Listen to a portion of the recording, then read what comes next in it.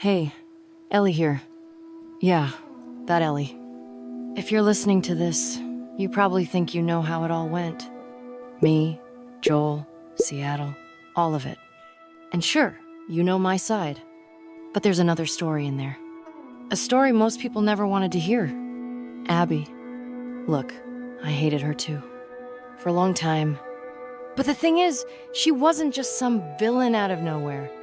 She was built from real people, with real lives. And maybe, if more folks knew that, things wouldn't have gotten so damn ugly. So yeah, this isn't an apology. It's just the truth. And sometimes, that's enough.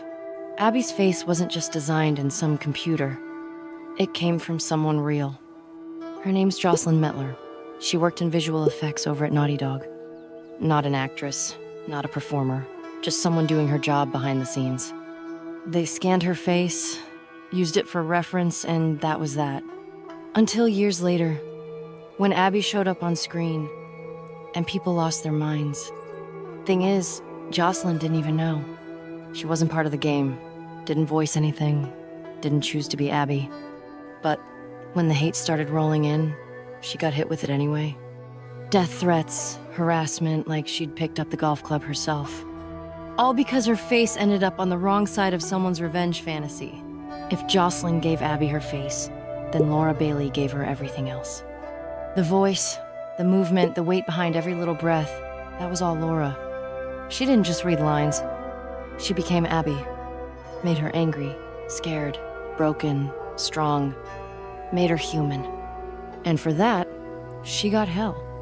After the game dropped, Laura started getting threats. Real ones.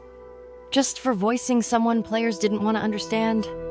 They couldn't separate the character from the actor, and they aimed their hate at her. You've probably heard it. The talk about Abby's arms, her build.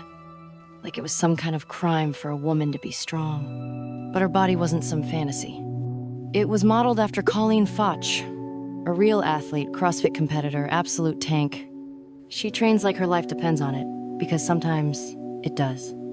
Abby's strength wasn't there to look cool. It was survival. She lived in a war zone. She carried pain in her back and rage in her fists. And her body showed it. That's what made people uncomfortable. Not the muscles. The fact that they meant something. Abby didn't get a warm welcome. She was dropped into the story like a hammer, and her first act, beating Joel to death in front of us. The game didn't explain why. Not right away. No context, no backstory, just rage and violence and confusion. And it worked. People hated her. They hated her so much, they stopped seeing the difference between character and actor. They decided she didn't just kill Joel, she ruined the game. Some didn't even keep playing long enough to find out who she was. But the thing is, that reaction, it wasn't an accident. She was meant to challenge you, to break the comfort zone of revenge stories where everything's simple. But most people didn't want that. They wanted the bad guy to be bad, and the good guy to win. Abby didn't fit either box, so they threw her out of the story and into the fire. When the HBO show got made, they knew exactly what they were walking into. They saw the forums, the death threats, the years of anger aimed at a character who, let's be honest, didn't get a fair shot. So they changed the structure. Instead of saving Abby for a late-game reveal like the original, they planned to show her earlier, to build her story alongside Joel and Ellie's, to let people understand her before they judged her. They weren't trying to rewrite the past. They were trying to learn from it. Because the truth is, players didn't just hate what Abby did. They hated being forced to care about her afterward. The show took that moment and flipped it. Same story, different approach. Same weight, less whiplash. And maybe, this time, she'll actually be heard before she's hated. The Last of Us Part 2 was supposed to be a warning about hate, about what it does to people, about how no one gets out clean. But when the game dropped, a lot of players missed the point entirely. Instead of reflecting on what they'd just played, some of them reacted the way the story had tried to criticize. Laura Bailey, who gave Abby her voice and soul, got flooded with hate mail and death threats. Jocelyn Mettler, who only lent her face to the character, found herself in the crosshairs too, like she'd personally written Joel's fate. Even the people who work behind the scenes, artists, writers, devs, got harassed online just for being part of it. This wasn't just about not liking a twist or a plot decision. It was personal. People acted like the story had betrayed them, like it had taken something from them that they were owed. And instead of sitting with those feelings, they lashed out at the real people behind the fiction. It was ugly.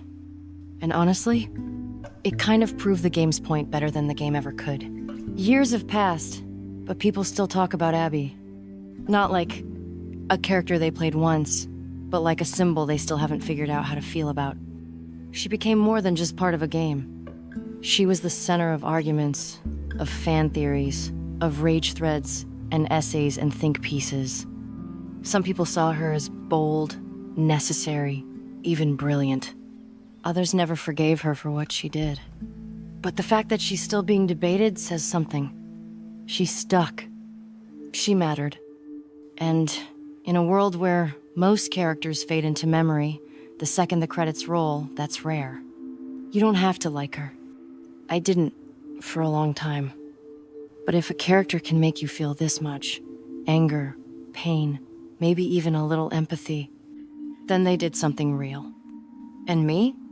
I don't know if I'll ever fully understand her, but I think I see her now. And maybe that's enough.